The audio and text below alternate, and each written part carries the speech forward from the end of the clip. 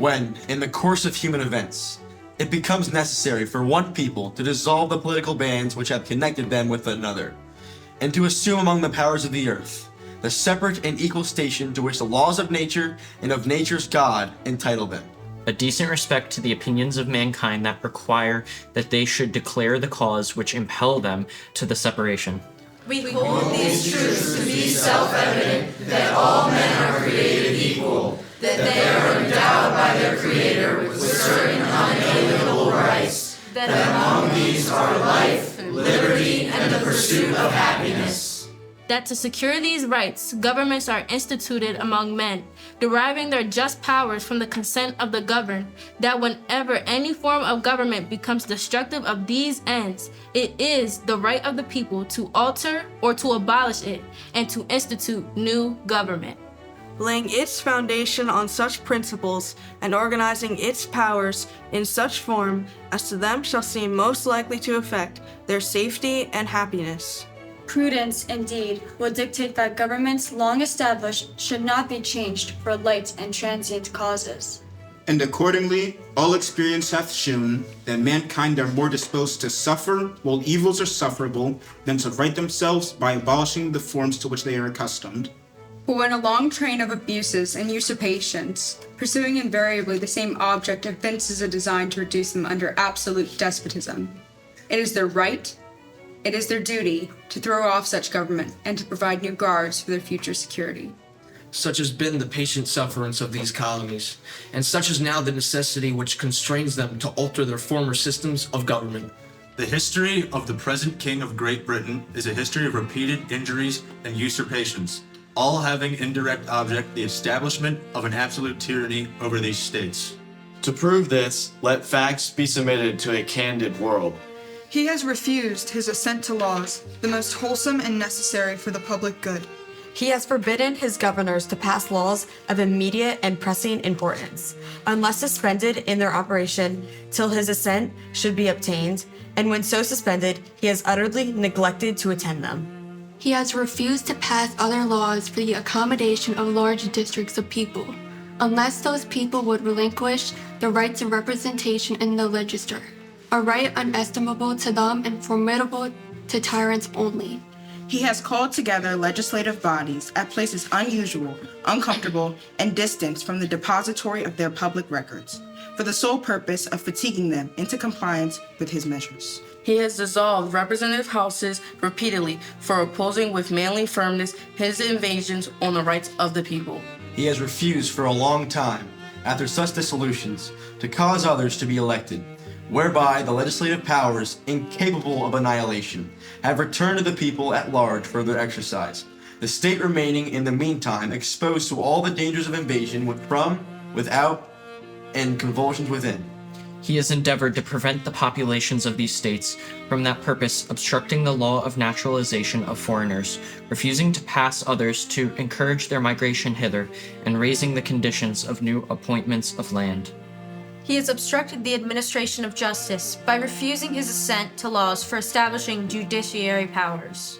He has made judges dependent on his will alone for the tenure of their offices and the amount and payment of their salaries.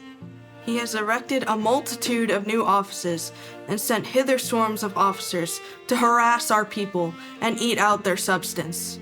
He has kept among us, in times of peace, standing armies without the consent of our legislatures.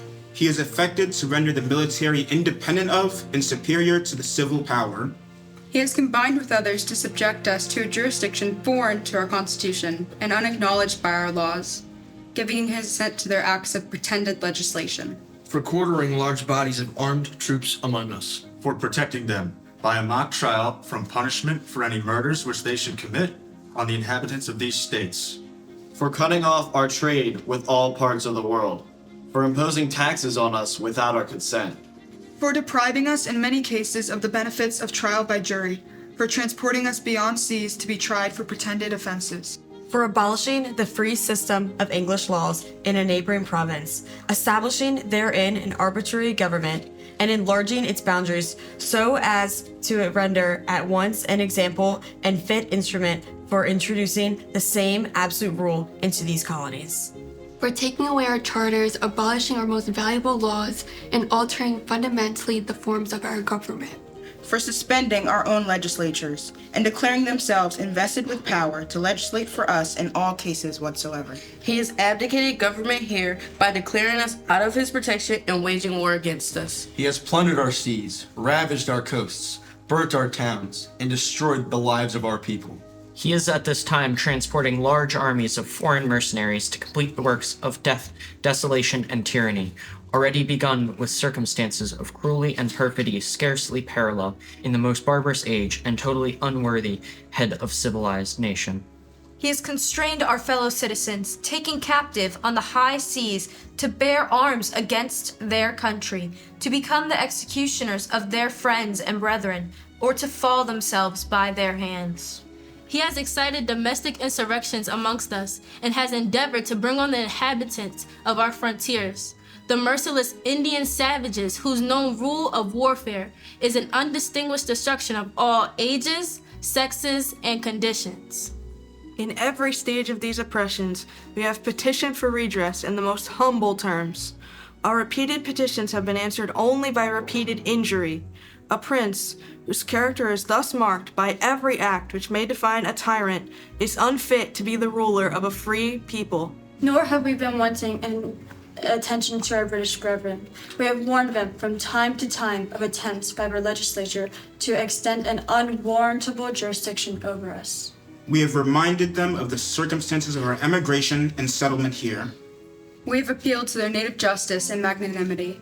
And we have conjured them by the ties of our common kindred to disavow these usurpations, which would inevitably interrupt our connections and correspondence. They too have been deaf to the voice of justice and of consanguinity.